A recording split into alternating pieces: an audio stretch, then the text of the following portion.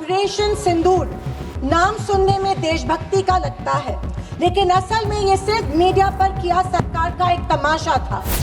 हमले के पहले आपके विदेश मंत्री दुश्मन को हमले की पूर्व सूचना देते उसका जश्न मनाए। इसी का असर ये था कि हमारे जेट्स गिराए गए, क्या इसका जश्न मनाए? या फाइटर जेट जो क्षतिग्रस्त हुए हैं उनके पायलट्स का क्या हुआ? इस देश को अभी तक उसकी जानकारी नहीं है, क्या उसका जश्न मनाए? किसी महत्वपूर्ण इलेक्शन के पहले आतंकी हमला और फिर सरकार की जवाबी कार्रवाई। आतंकी आए कहां से, कहां गए, ये सरकार को कुछ नहीं पता, पर हमें पड़ोसी देश पर आक्रमण करना है और उसके आधार पर वोट बटोरने हैं। माननीय speaker madam, thank you. Speaker महोदय, आज मैं इस सदन में नहीं कैमरा येऊ देना मैडम, कैमरा। मैडम स्पीकर, मैं आज इस सदन में क्रोध, वेदना और अपमान की भावना लेकर खड़ी हूँ। अपमान उन सिपाहियों का जिनको सीज फायर की ऑर्डर अपने देश के प्रधानमंत्री से नहीं बल्कि एक विदेशी से मिली। वेदना उन परिवारों की जिन्होंने पहलगाम के आतंकी हमले में अपने परिजनों को खो दिया। और क्रोध इस सरकार पर जो आज तक पहलगाम के आतंकी हमलावरों को न पकड़ पाई है और ना ही उनकी कुछ सुराग ढूंढ पाई है। ऑपरेशन सिंदूर नाम सुनने में देशभक्ति का लगता है, लेकिन असल में ये सिर्फ मीडिया पर किया सरकार का एक तमाशा था।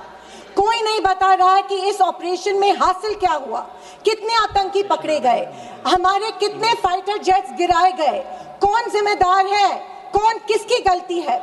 इसका हिसाब देने का दायित्व इस सरकार का है, मगर देश में सवाल पूछने पर ही पाबंदी है, क्योंकि ये सरकार सवाल सुनना ही नहीं चाहती है, बल्कि ये सरकार जवाबदेही से ही भागती है। अध्यक्ष महोदय, आज की परिस्थितियों को देख मुझे रोम में बने कॉलिसियम की याद आती है। विश्व की सबसे अविस्मरणीय और पुरानी इमारतों में एक है। रोम में बनी कॉलिसियम मनुष्य की कल्पकता और निर्माण क्षमता का एक अभूतपूर्व मिसाल है, पर इसके अलावा वो एक गंदे और घिनौनी राजनीति का भी प्रतीक है। कहा जाता है कि इसका निर्माण उस समय की जनता को खेल और मनोरंजन में उलझाए रखने के लिए किया गया था, ताकि जनता का मूल मुद्दों पर से ध्यान भटक जाए। कुछ ऐसा ही आज हमारे देश की सरकार करती प्रतीत हो रही है। पर अब खेल और मनोरंजन ही काफी नहीं है। किसी महत्वपूर्ण इलेक्शन के पहले आतंकी हमला और फिर सरकार की जवाबी कार्रवाई। आतंकी आए कहां से, कहां गए, ये सरकार को कुछ नहीं पता, पर हमें पड़ोसी देश पर आक्रमण करना है और उसके आधार पर वोट बटोरने हैं। पहलगाम के आतंकी हमले में मारे गए बेगुनाहों की अभी चिता भी ठंडी नहीं हुई थी कि देश के प्रधानमंत्री बिहार में चुनावी रैली संबोधित करने गए। कोई जिए कोई मरे, इनको कुछ फर्क नहीं पड़ता। ये 24/7 चुनावी मोड में रहते हैं। फिर साहब की मार्केटिंग की तरकस से आया नया तीर, ऑपरेशन सिंदूर। मुझे हमारी सेना की बहादुरी पर बिल्कुल संदेह नहीं है। मुझे हमारी सेना की बहादुरी और वीरता पर बिल्कुल संदेह नहीं है, पर इस सरकार की दुर्जनता की सीमा देखिए कि सेना के जवानों को लड़ने जरूर भेजती है, पर हमला होने के पहले दुश्मनों को आगाह भी कर देती है। हाँ, ये हमारे परराष्ट्र मंत्री का बयान था। क्या यही कारण है कि हमारे जेट्स दुश्मन के द्वारा गिराए गए? क्या ये हमारी सेना के जवानों के जानों के साथ खिलवाड़ नहीं थी? खैर, जो इंसान मानता हो कि इस सेना के जवान की तुलना में एक व्यापारी ज्यादा खतरा मोल लेता है, उससे हम अपेक्षा ही और क्या करें। ये मूर्खता है या फिर देशवासियों को मूर्ख बनाया जा रहा है? ऑपरेशन सिंदूर से देश को क्या हासिल हुआ? अमेरिका के दबाव में किया गया एक शर्मनाक सीज फायर। फॉरेन पॉलिसी ऐसी कि मित्र देशों ने आतंकवाद की निंदा तो की, पर पाकिस्तान की नहीं। स्पीकर मैडम, प्रधानमंत्री कहते हैं कि ऑपरेशन सिंदूर का जश्न मनाने का पर्व है। किस बात का जश्न मनाए प्रधानमंत्री जी? हमले के पहले आपके विदेश मंत्री दुश्मन को हमले की पूर्व सूचना देते, उसका जश्न मनाए? इसी का असर ये था कि हमारे जेट्स गिराए गए, क्या इसका जश्न मनाए? या फाइटर जेट जो क्षतिग्रस्त हुए हैं उनके पायलट्स का क्या हुआ? इस देश को अभी तक उसकी जानकारी नहीं है, क्या उसका जश्न मनाए? सीज फायर का ऐलान इनके कथित मित्र ट्रंप करते हैं, इससे जो हमारी देश की तीनों सेनाओं का मानसिक खच्चीकरण हुआ, क्या उसका जश्न मनाए?